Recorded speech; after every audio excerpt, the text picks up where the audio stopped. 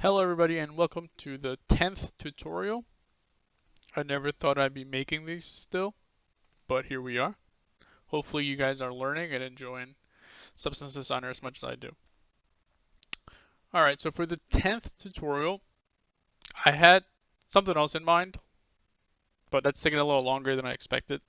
So I was playing around, taking a break from that, and what started as just me playing around ended up becoming this.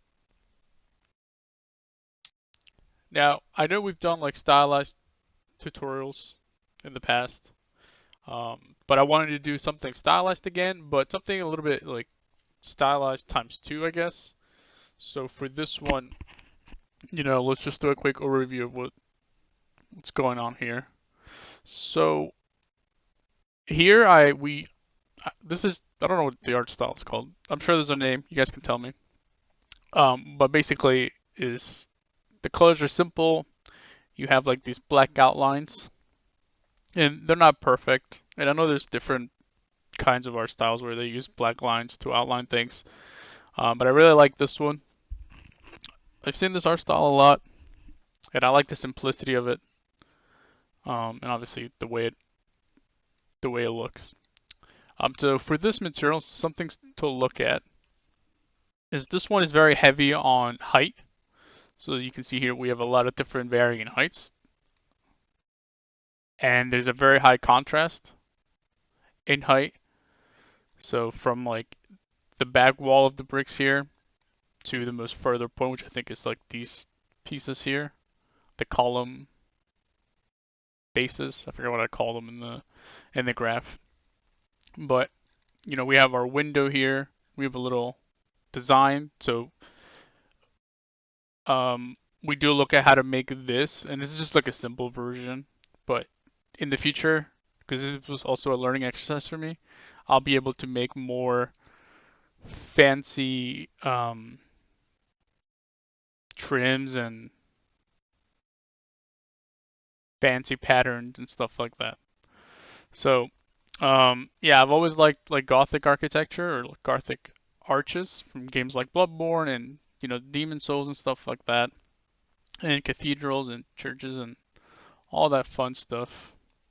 So if we look here, in the future we'll be making more intricate designs and patterns and all that fun stuff.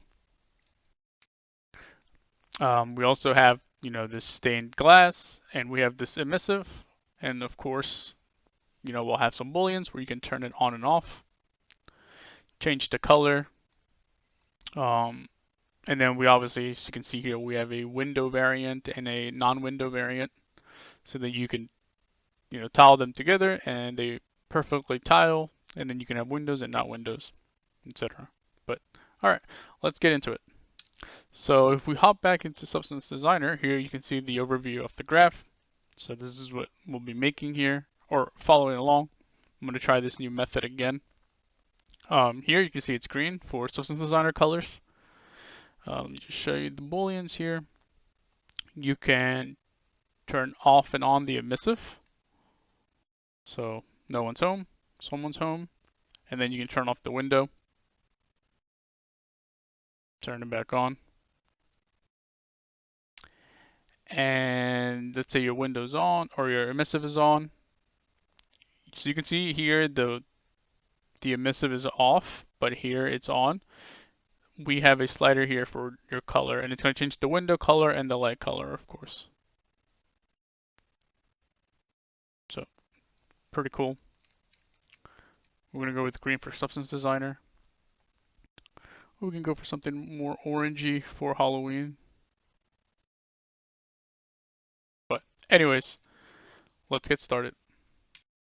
So like I said, I'm going to try the new method. So I'm going to go ahead and disable everything. And then we're going to go through the graph instead of me wasting time plugging things in. Just going to walk you guys through it, but through every single step. And then where's our emissive?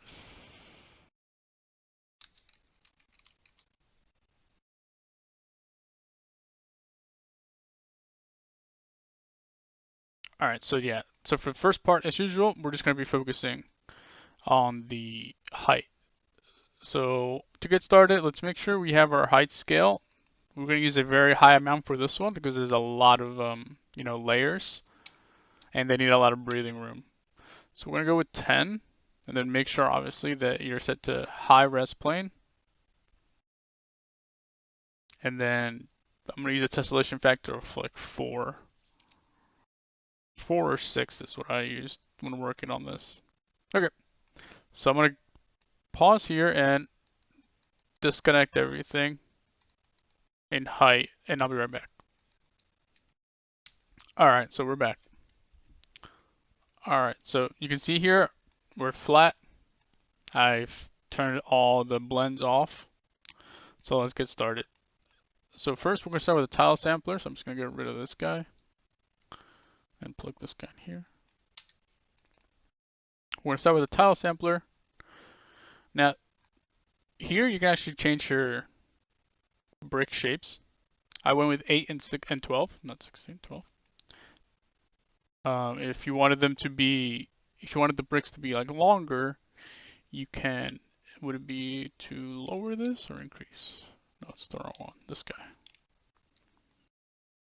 So if you go lower, obviously, you're going to stretch them more. But I'm just stick with what I did. I set the pattern to brick. Everything else here looks pretty much the same.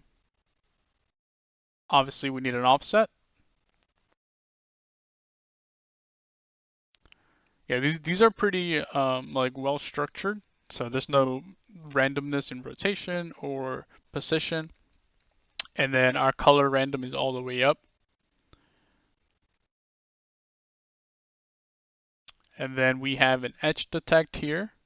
So I'm going to on hide this guy. And it's just set to 1.5, and I guess we can round this up to 0.75. So this is what gives us our rounded corners. And the edge width creates a gap between the bricks. Because right here, they're all pushed out and touching each other. So we need to create a gap. So that's how we get this.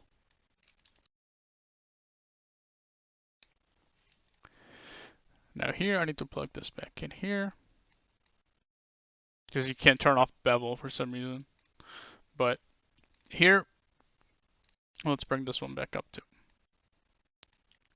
So here we create a bevel so that our bricks have a bevel. Makes sense? So you can see the bevel settings there. And then we have a screen blend here so that I can raise where the bevel ends. Because if I don't have this, the bevel is going to go all the way to the base, all the way down here. So it is beveling if you look at it from the top down, but it's beveling all the way down to the bottom. So we do a screen and then we do a levels coming from the edge detect down here. And then we raise it up to 0.9 because that's how you lower where the bevel is. So I'm going to go with 0.9. Now it looks a little weird now because we need to do these steps here. So now that we have our bevel, I want to bring in the back wall so that or bring up the 0 or the black. So if you look over here, the bricks are all the way at the top here and then all the way at the bottom. We bring in the back wall here. So you can see it's now looking a little gray. I set this to max lighten, and then I could have used a shape and then a levels and then leveled down the shape, but I just used the uniform color because I just needed to take the whole cube, and then I'm going 16 by 16 by going up here and changing it. I have it set to 0.82. So then you can see that like the back wall or the grout is coming up and it's no longer all the way at the bottom. And then we have a levels here. If I turn this on, basically what I do here is I send it to the back layer or I lower it. so that it's sitting further back because things are going to go on top. So I don't want it to be this white. We need to make room for everything else. Otherwise, nothing can go past this point because it's the whitest. It's value of 1. So if we're sending it back, you can see the settings there for the levels. So then we have our basically like our back wall of brick. If we look over here, so that's these guys here. They're the furthest point back. Alright, and then we have our larger bricks, and that'll be these guys here. And I used a little bit of a darker gray for those. So if we go here and we turn it on, you'll see it's like kind of like the bigger bricks. And to do this, I started with a shape as usual.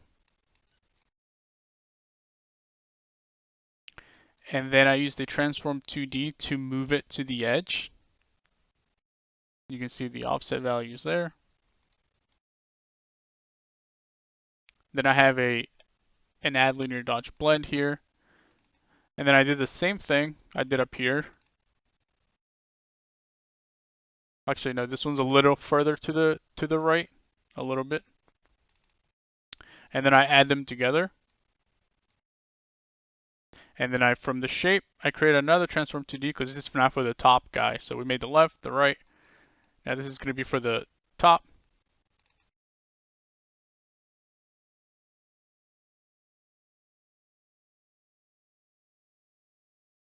And then we need to add the top to the sides. And then we're going to create a tile sampler and plug this into the mask map input.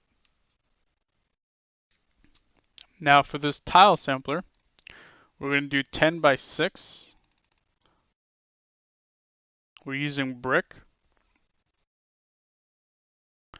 Everything else should be the same. Offset again, 0.5. Careful when you're scrolling because sometimes you'll scroll and you'll change your values. Now change your mask map threshold to 1 because we're making use of that mask map input here. Otherwise you're going to get this. So make sure that's set to 1. I'm not sure if this by default is set to false or not, but make sure it's set to true. And that's it. So what I did here is if I turn up the color random, we're not going to keep this, but just to show you. If let's say I turn this down and invert, is that gonna?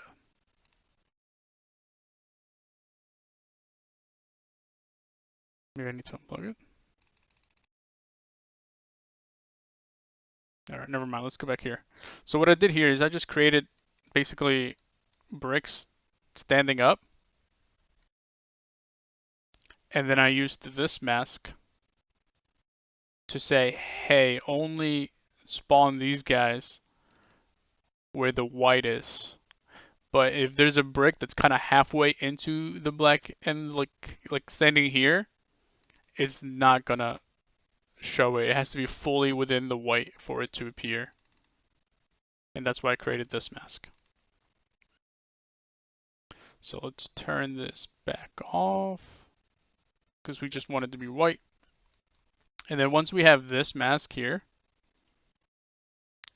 I did a multiply with another tile generator. And there's probably an easier way to do this. Okay, but this is how I did it. So I created a tile generator, and this one's cheaper than the tile sampler because I just needed to make lines. So tile generator 1 and 6, set to square pattern. Everything else stayed the same, except for luminance random. That's the same thing as color random in the tile sampler. So I turned that up, and then I did an edge detect, just like we did with the bricks. And then I did 1.25 on the edge width, and then that gives me these black lines. So I did a multiply because I'm working with the black lines, and then that gives the cutout to the larger bricks here. So if we look closely, the mask doesn't have them, but then we use this etched mask that we created, multiplied it, and now we get these guys. And because I did 6 on the Y amount here and 6 on the Y amount for this guy, then the lines are going to match up with the center.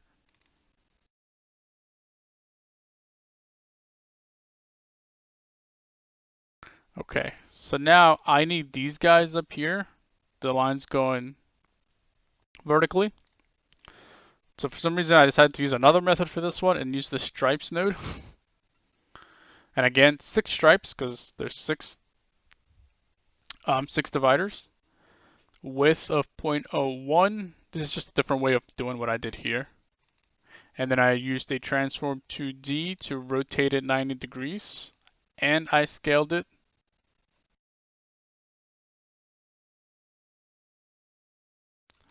Otherwise, it would give me too many. So I guess I could have just done 3, I think, because I'm doing half anyways. But so then we have it set to subtract, because here I'm working with white lines instead of black lines. So we need to subtract instead of multiply. If we did multiply, it would give us this, because anything times 0 or black is black and 0. Okay, so now we have our dividing lines going this way and them going sideways. So now that we have that, we bevel it, and that's to create, the bevel on the larger bricks. So same method as before with these bricks.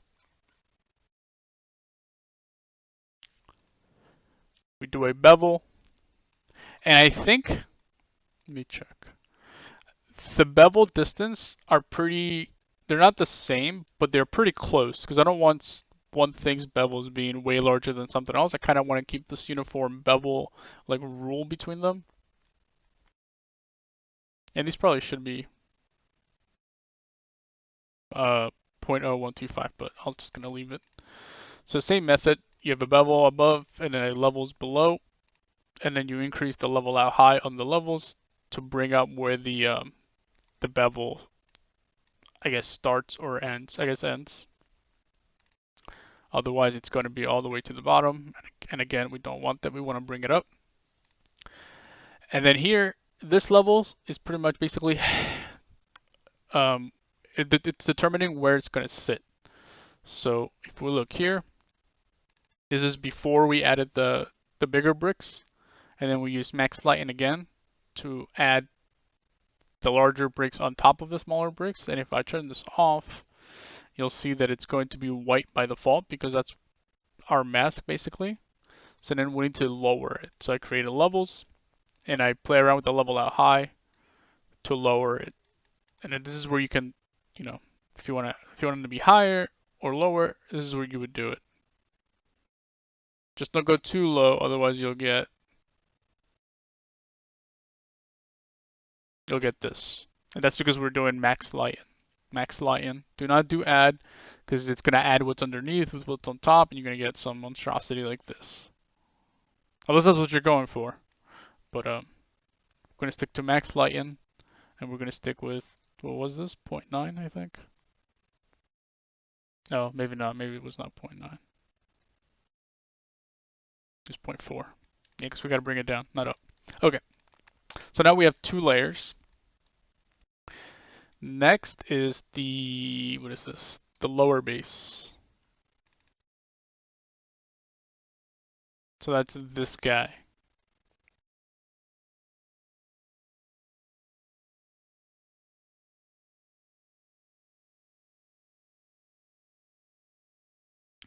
Alright, so for this guy, for the lower base, pretty simple. Just create a shape. I move it up. Wait, why did I move it up and then back down?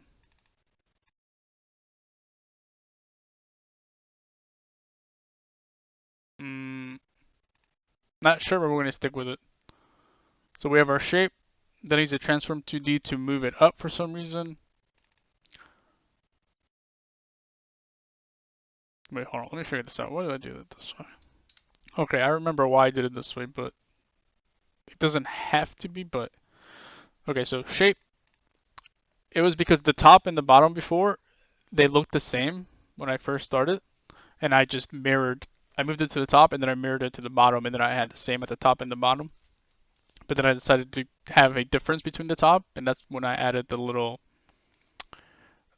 cubes. So it had to be a little different than the bottom, but I just um, quickly fixed it and didn't really like plan it out. But basically, what we did here is we move it to the top, so you can see there by 0.9125. And then for this one, I just mirrored it 180 degrees to bring it back down to the bottom, to rotate it to the bottom. Once I rotated it to the bottom, same thing, bevel, and a levels, and then together, screen them together, and then we create our bevel here. And then again, we need another levels to determine the height of it, and we do a max lighten. And then for this guy, we use 0.75. You know, feel free to experiment and slide around and try different heights if you like that better, or if you think it's too far down or too high. Up to you. Okay, so then after we do the lower base, we're going to do the, you guessed it, the upper base. So I'm going to take the same shape, continue the connection down here, and I'm going to move it back up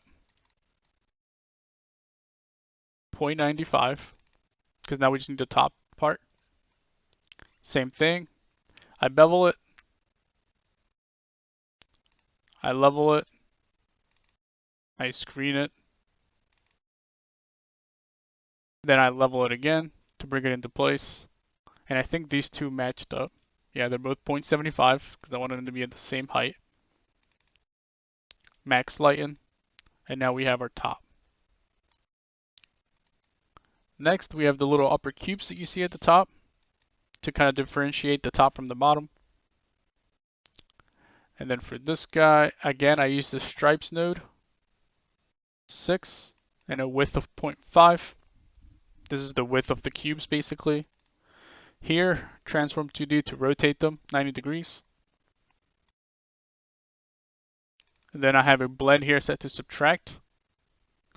And what I did was I took that original shape, I moved it up there to 0.9, and then I subtracted the stripes from that bar to get these guys. Then I histogram scanned it to make sure that I didn't have any, because I think I did. If I get close, I have some gradient here, some fall off, and I don't want that, so I usually scan to tighten it back up.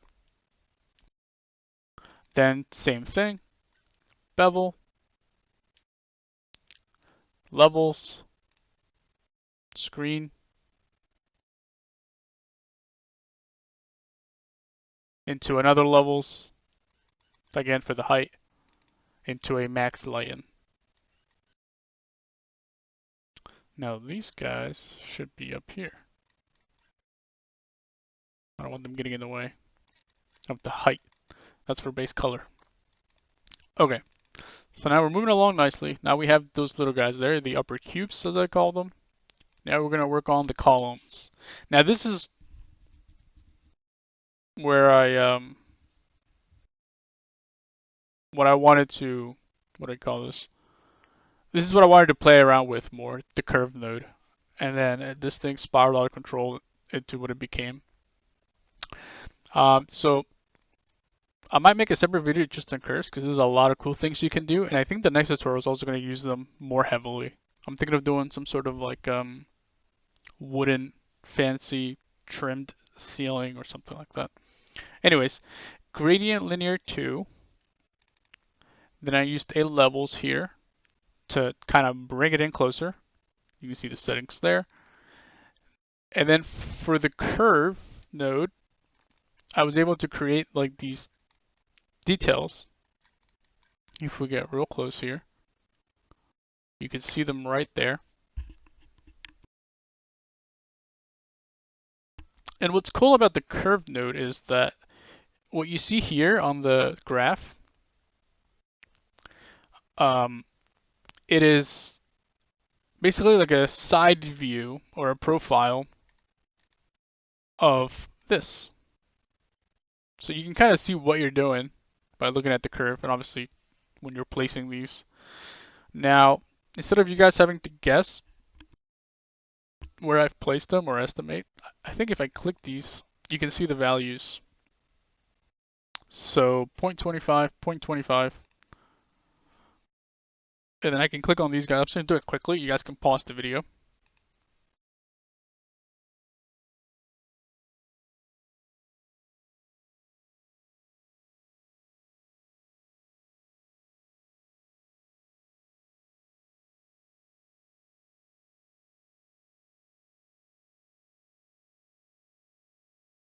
I remember when I was first starting out following tutorials, it was kind of annoying that they wouldn't show level, they wouldn't show these numbers, so I would have to sit there and like try and guess. It was okay, but it was a little frustrating because then you would end up slowly over the length of the graph diverting from what they were doing, and then you would end up with an abomination. But anyways, so that's the curve, and like I said, we'll go more over this in another tutorial. So then I used the transform 2D to move it into the center because I wanted it to repeat. So this is a continuation of this guy, and if we go here and we increase our tiling to 2, you can see, and it makes sense because it's still the same pillar. Just go back to 1 tiling. So then from there, I do a scan because I want the maximum extent or bounds of the column. As you can see here, it's fading out. Then I do a multiply, and we are multiplying from this weird tile generator guy that we used in the beginning.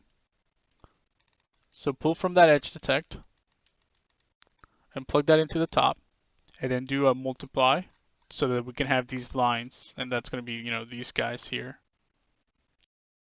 because we don't have them by default. So then we have our in-between lines, and then same thing, we do a bevels,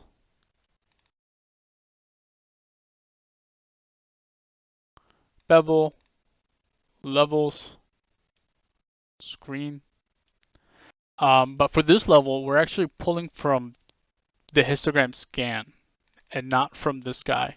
Because if we pull from this guy, then we're going to have this gap. And we still have this gap. Here, let's see what it does. Yeah, so obviously this makes it look like these two pieces of the column aren't touching. So by using this version, it's almost acting like there's no gap, but because of this level, we're just increasing where the missing is. That way it just looks like it's like been chiseled in there, but not all the way as to like they're hovering. So typically we do it from this guy, but we're going to do it from this scan screen, and then we're going to do a multiply. So we're using this guy to multiply here, and then it gives us our cutouts here. So if we turn this off, this is what it would look like. So now we want this nice little bevel in between these chunks of stone. And then obviously we have another levels to determine where they're going to be placed. And I know it's looking weird here, and that's because we have another piece that's just going to go on top of all of this and just kind of hide it. And that's what's next. So now we have our column stands. That's what I called them. So you can see here, if I turn them on, now it kind of goes on top and it hides all that weirdness that was going on there. So we start with the shape. Transform 2D. Again, I just move it. Then I mirror it. And like I said, there's many ways of doing the same thing that I'm doing. Sometimes I pick the worst way. Sometimes I pick a very optimal way. But in this case, I was just playing around and then didn't really fix too much of it. But we also have another transform 2D where we move it to the top. Then we mirror it. So now we have a top and a bottom. And then this guy here, we invert so that we get the space in the center. And again, you could have just done a shape and made it a rectangle and then subtracted that. But I did it this way. So now we subtract, this from this, and it gives us this. Then again, bevel, levels, screen, and then we have another levels for the height, and then we max lighten that back in. And I think this is the end of, like, if you don't care about the window, then, I mean, this is where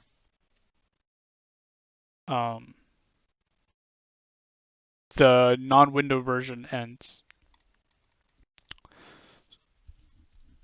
And that's what this guy is, because this plugs into the Boolean, but we're not going to worry about that just yet. Okay, so now for the window portion.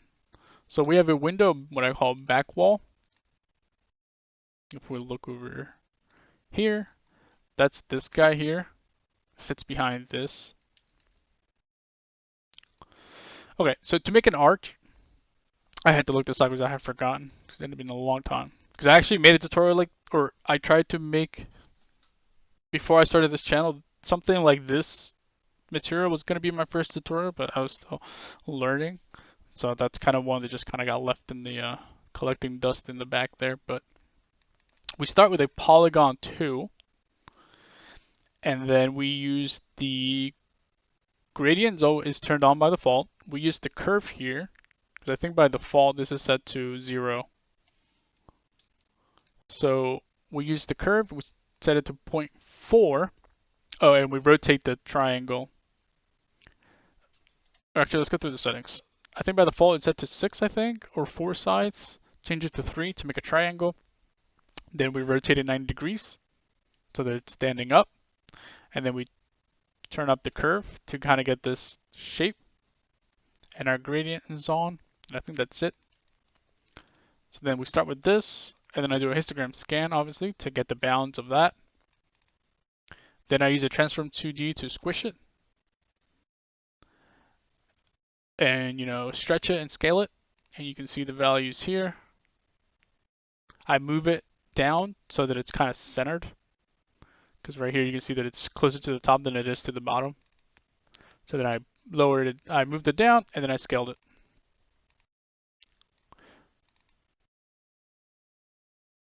Did I do anything with this? I don't think I did.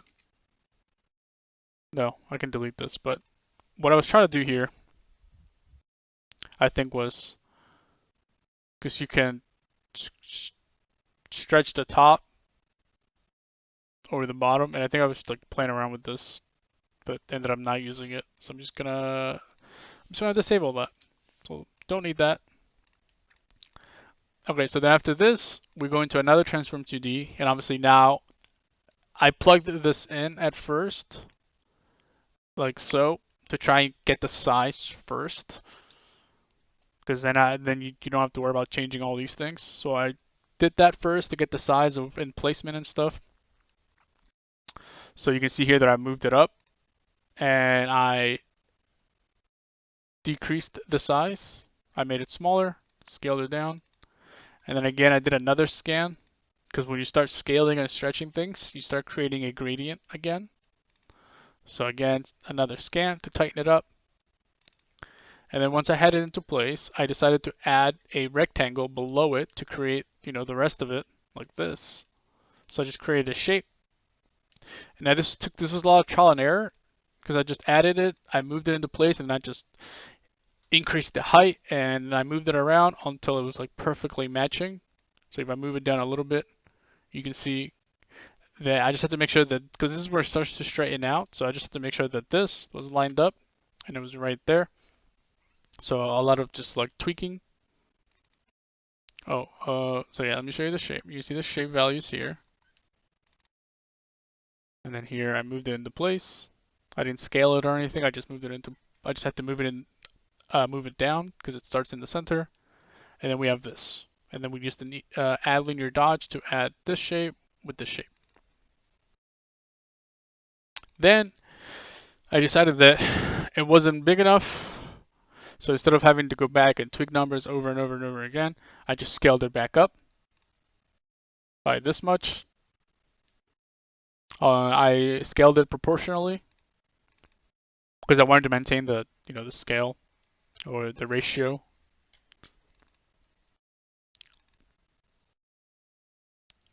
Then after that, we're ready for the bevel and the levels thing that we always do, or method, I guess. And then a screen, and then another levels for the height, and then max lighten, plop. Now we have our window back wall. Okay, next we have the window arch. That's the fancy part. And if we go to the top, let's run through this. Okay, so we're gonna start from this guy where we add the shapes, because obviously this is gonna be a smaller version of the back wall, so I don't really care for this resizing for the back wall. So from this blend, from the add linear dots blend, we're gonna pull a secondary road or connection or string or spaghetti, whatever you want to call it. And then from there, it's going to go into a bevel. And then scan. Now, if you notice, the original shape is this big. And I could have resized it using a 2D, transform 2D. But I decided to do it a different way here. So I took the initial mask, I beveled it, so you can see that now there's a gradient. And then I scanned it, and I got rid of that extra. So the original size is this, and now the new size is this. So then I use these two to subtract the smaller one from the bigger one to get this. And the reason why I did this method is because if I think I'm starting to realize why. If I take the original mask and I do a 2D transform and I scale it, we lose it down here. So then if I were to say, okay, let's subtract this from the bigger one, we're going to have this issue. And then I would have to make a shape that's the size of this, subtract, and that could work. But by doing a bevel, obviously you can't bevel from here because this is the edge. So it only bevels around it. Like this. And then I'm able to scan it, and so I don't have to worry about losing or having a gap down here. And then if you want more control, you know, if you're looking here and you're like, oh, I want to resize it, you can just change the position. And you don't have to, you know, sit there and redo, undo, and test different values and this and that. So this makes it a little bit more procedural and easier to manage. There you go. I remember why I did this. Okay. So let me just go over this bevel, scan into this blend, and like I said, we're subtracting this new one, or the smaller one, from the big one to create this. Now that we have this, now we need to cut lines into it. So if we look here, the lines are very small, but they're there. So again, I create stripes, and you can see the settings there.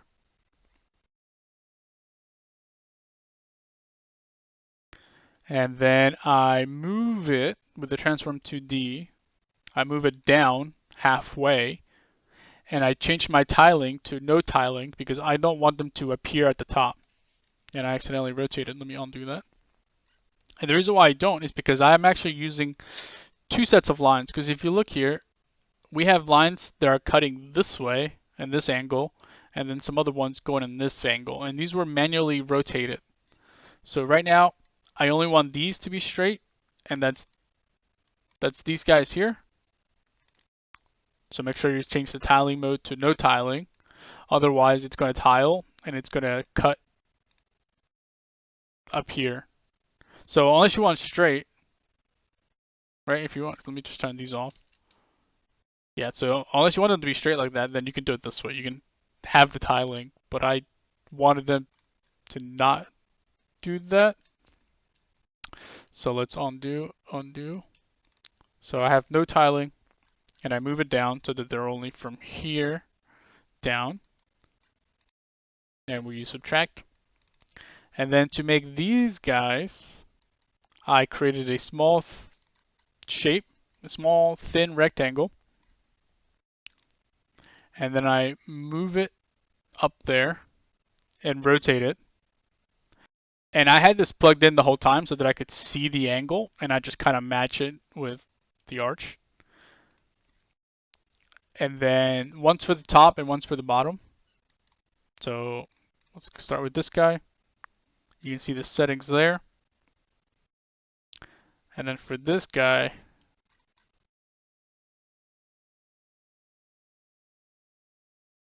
same thing. So we rotate it and we offset. So keep a lookout for those two settings there. And then we have this. So then here I add them together. And then I mirrored it because they need to go on both sides, obviously. And then we subtract. So you can see that these lines are subtracting here. Then, same thing we've been doing. Bevel, levels, screen, into another levels for the height, into a max lighten. And now we have our window arch, cut up arch.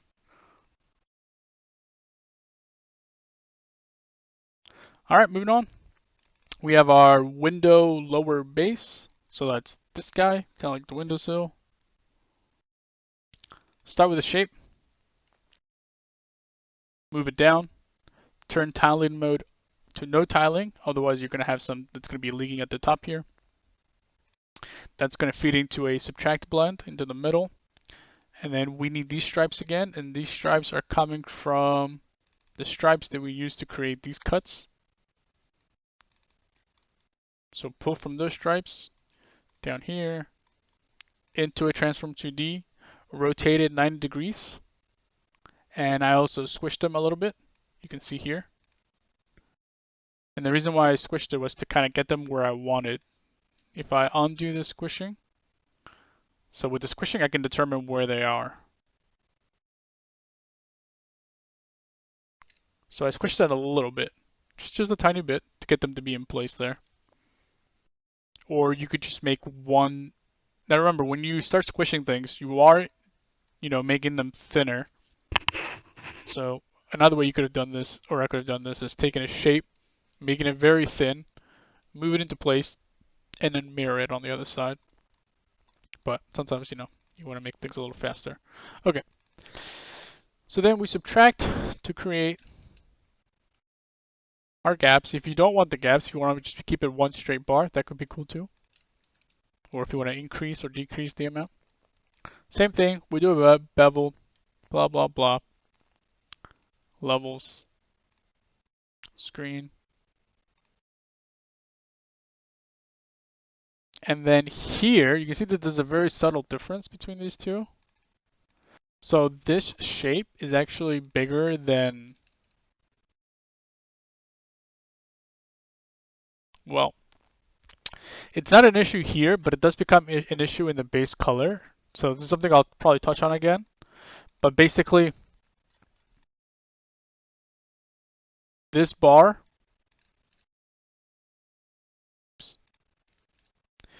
this bar right here, like the windowsill, is bleeding over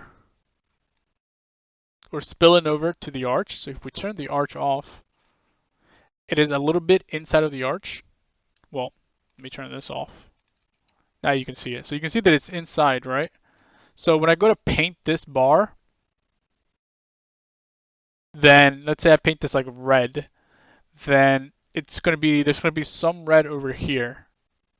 So what I did is I trimmed the bar by subtracting from the arch. So I took the arch, so if we follow, here we have a subtract after our screen for our bevels. We have a subtract, and if we follow this, it takes us up to this guy. And that's after we did the cutout. So I use this guy and I say, hey, subtract the white from the bar, and that's why we get this. So then when I go to paint, when I do the base color portion of this, I can just say, okay, this is going to be a different color and it won't spill. And I'll show you guys again when we get to that part. All right. So then we have our levels here. Probably just round this up to that 0.5546.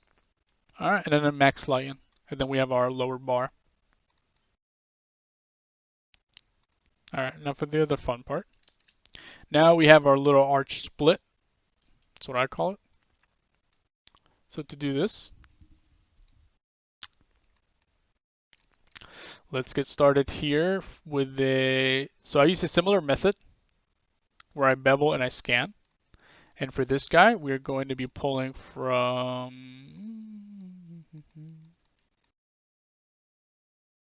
Okay, so we are going to be pulling from the original mask, and that's where we added the arch shape and the rectangle. So pull from that blend, which we should already have pulled. Yeah, because we did it, we used it here. So pull from here, go down, make sure you stay clean. And that's going to be feeding into this new bevel. And then I'm going to scan that bevel again to create a smaller version. I already explained why. And then I scale it down and I move it.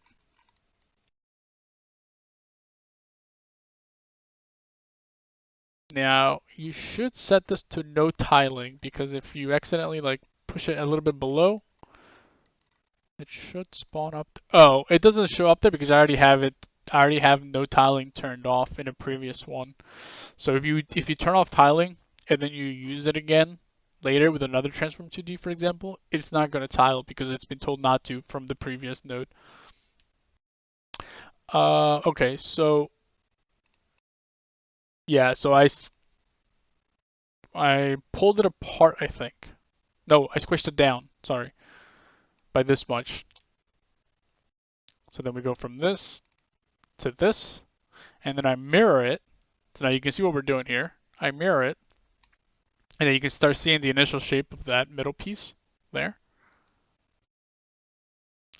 And then I get this, and we do a subtract, and we pull from, let's follow this. Oh, okay, from the same guy that we push into this bevel. So from that original mask. So we subtract this from this. So we have this, and we subtract this, and we get this. Now don't worry about this because this stuff will be covered. But basically what we wanted to do there was add the top with that new middle piece that we made up.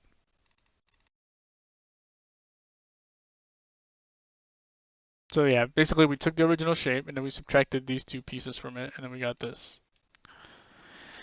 And then, I plugged this in so that I could visualize it, and then I moved it into place. So that's what we do here. And then we're not done. We need to do one more subtraction, or multiply in this case. And let's follow along and find what we need. Okay, so from this guy. So if you find the original time we did this, we're gonna pull from that scan, go down, well, this way. And that's gonna go into the top, and then we're gonna multiply to get rid of the things we don't need. I think there's like a thin white line here. Don't worry about that, that's gonna be covered, I hope. Right, so we multiply and then we get this shape.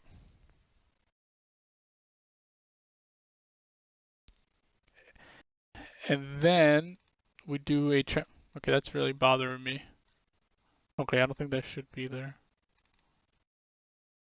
Oh, how come I never noticed that? Oh, I think it's because this bar hides it. So let's see. If I get rid of that, what is it? It's the lower bar. So if I get rid of this, oh yeah, see, you can see it right there. But it's way below. So yeah, I'm not gonna waste time fixing it. Because it's just sitting on top, so it's okay. Where were we? Oh yeah, here. Okay. So we multiplied that, and then here again I move it into place, and I squish it a little bit, I think. There's a little bit of an offset. So now once we have this, we're going to create a subtract, and now we have to make, and that's, we're going to subtract this pattern, clove pattern, I don't know what it's called. Should probably study more Gothic architecture more. But yeah, we're going to create this pattern to subtract from our initial shape. So we're going to go over here. We're going to create a shape. It's going to be a disk. I play around with the scale, and then I move it to the left, and then I move this to the top. And then the one that I moved to the left, I mirror it. And I didn't do any scaling here. It's all being driven by the original scale here. So then I move it to the top, move it to the left, I mirror the one from the left to the right, and then I add them together and I get this.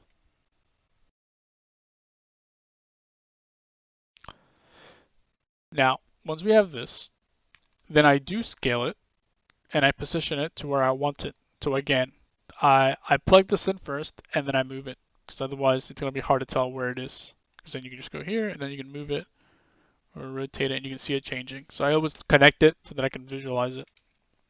Otherwise you're going to have a bad time. Okay, so now we have this.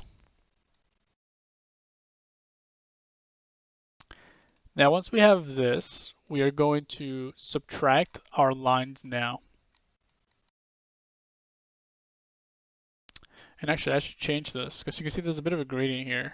I want to change this to nearest, so that my lines are solid and they're not this. Because it'll make your bevel work better. Okay, so the lines that we use to subtract are coming from, they're coming from these stripes that we use to create the same stripes for the arch. So we're pulling from there. The last time we used them were here, where we rotated them 90 degrees.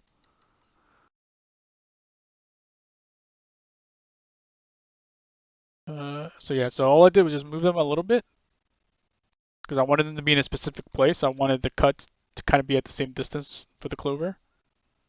I wanted this distance to be the same here, so I had to kind of move it up and down. But I didn't want to go too far. I wanted these lines to kind of match up with these guys. So you can spend more time matching those up. Same method, the bevel method here. Or we're going to call this the raised bevel method. So bevel, levels, screen, and then another levels to determine the height.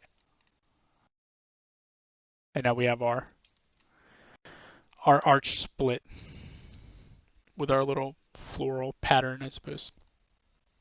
Okay, now for the last part, we're almost done with the height. We just need this window stuff now, and we're done. So let's turn this on. So we're going to work on the outer window first. Outer window frame. Okay, this one is a bit of a pain for me, but let's get into it. So I start with an add linear dodge. So you can start with this right here, and now let's connect it. So let's see, for the middle, we need to pull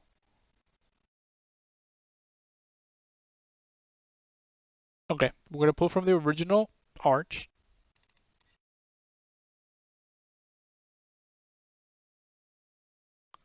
That's for the middle. And then for the top, we want this shape. And this shape was last seen here before we subtracted the middle stuff. So use this guy and plug that into the top. So then we have these two shapes and we add them together to create this. Now you can see I'm basically reconstructing the window minus the inside, and that's the goal. So then I do another add linear dodge, and I need to add the bottom because I just want what's on the inside. So right, so from this add we add again, but this time we need this shape, and that is coming from this guy. So when we created this shape, after the window arch, pull from the transform 2D, and then we have this. So we add these two, we got that, and then I do a histo. Oh, this is gonna trigger me. There should be two gaps here. Alright, hold up. Pause the video. Wait a minute. Let's grab all of this. Grab all of this. Grab all of that. Is this grabbing anything else up there? Nope.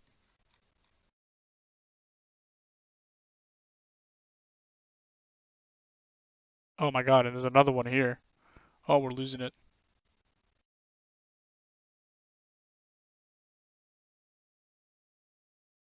Sorry for making you guys watch all this. I'm sure it's bothering you guys as well.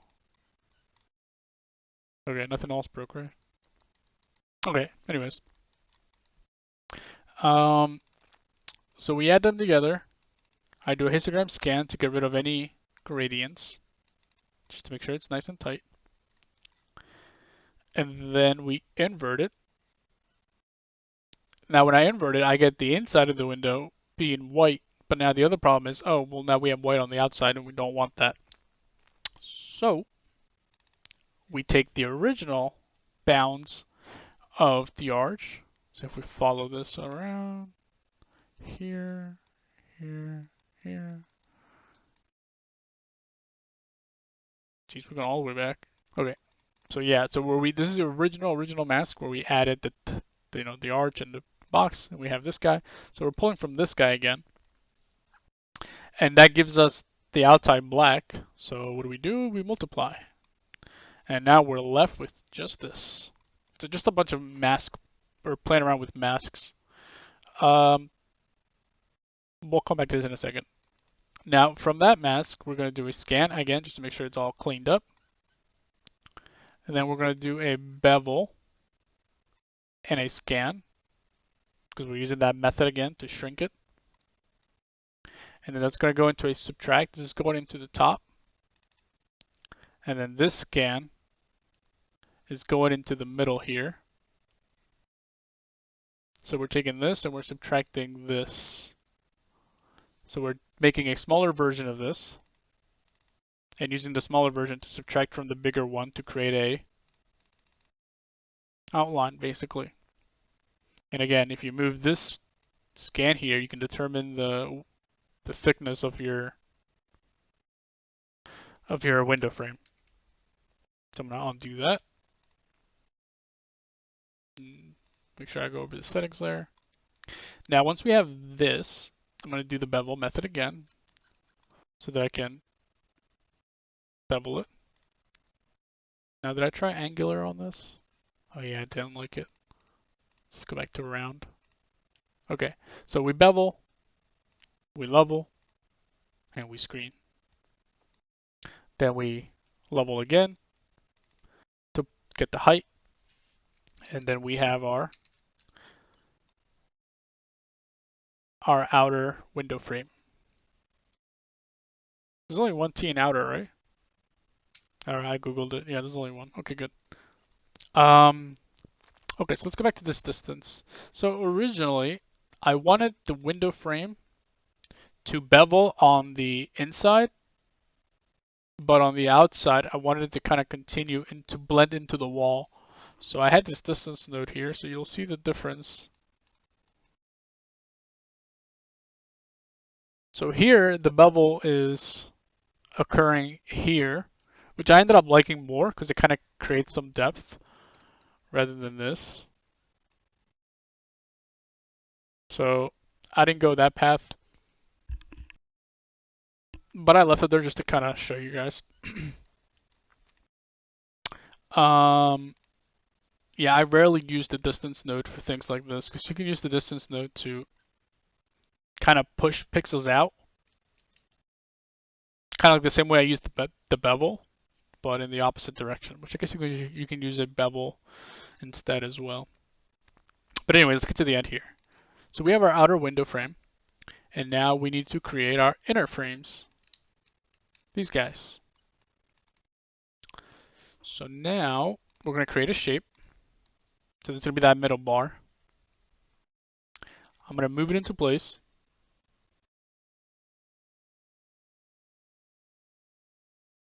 And I'm going to mirror it for the other side. And then I'm going to level it. And then I'm going to do a max lighten. Now for the bars going sideways, I'm going to use a stripes node into a transform 2D. And this is just to move them into the right spot because I wanted them to kind of look evenly distributed.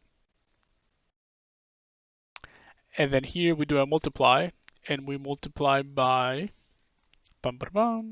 this guy, because we only want the sidebars to be in these bounds. So we multiply to get rid of it. That way our stripes aren't going everywhere. Otherwise we have that. Then we do our levels again to make sure that these guys are lower than the middle bar. Now I don't bevel these guys because these are really, really small, and then it would look kind of weird, and it wouldn't be as noticeable. But you could also bevel this, and you would want to bevel it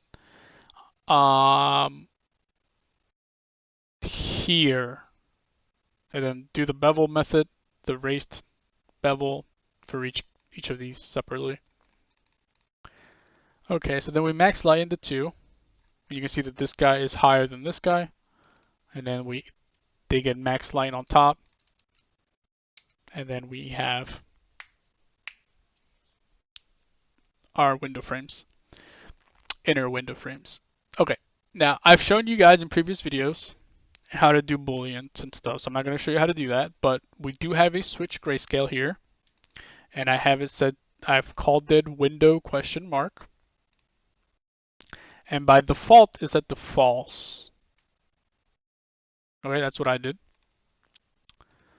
So you're going to want to plug in everything that we just did is going to go into the true. So if this boolean is true, it's going to show the window, and if it's not true, then it needs to show, or it's the output from when before we started adding the windows. So it's important that you add your window after you do all of this stuff. Otherwise, if you built your window like halfway inside of this, or you kind of mixed and matched and you added window frames and then you added the bricks and then you did the other thing and the other thing, and you're going to have a bad time. So you do have to plan your layerings. It's still doable, but it would be like a nightmare to try and do. So save yourself some brain cells and a headache, and plan out a little bit, or work with basic shapes first, like bricks here, big bricks, column, this, that, because you're going to have an easier time. So yeah, we're going to pull from this, from column stands, because that's the last thing before we added windows. And that's going to go all the way down here, and that's going to plug into false. So that way, if it's true, it's going to show this one. And if we double click the false input, it's going to show this one. So you can see it's exactly the same, except one just has a window and the other one doesn't. Now that is going to feed into a levels, which is I just use here to hold it down. And then we go into our normal. And for normals, I'm using 5, intensity of 5. I thought 10 probably looked a little too, no, actually 10 doesn't look too bad, but I'm gonna go with 5. And then ambient occlusion, I used 0.125. I should have probably gone over these at the beginning, sorry about that. And the reason why usually I do lower values, but because this is a huge height range or height scale of 10, there's a lot of areas for darkening. And even this might be a little too much. And then we have our height, and then we're using DirectX. Okay, and just to give you a sneak peek, next we're gonna go over base color, which is where a lot of the personality for this material comes from. All right, guys, I hope you guys learned something. Let me know what you guys think of this new workflow, tutorial workflow. And let me know if I messed something up or need to clarify something, or whatever. All right, bye everyone. Where's the off button on this thing?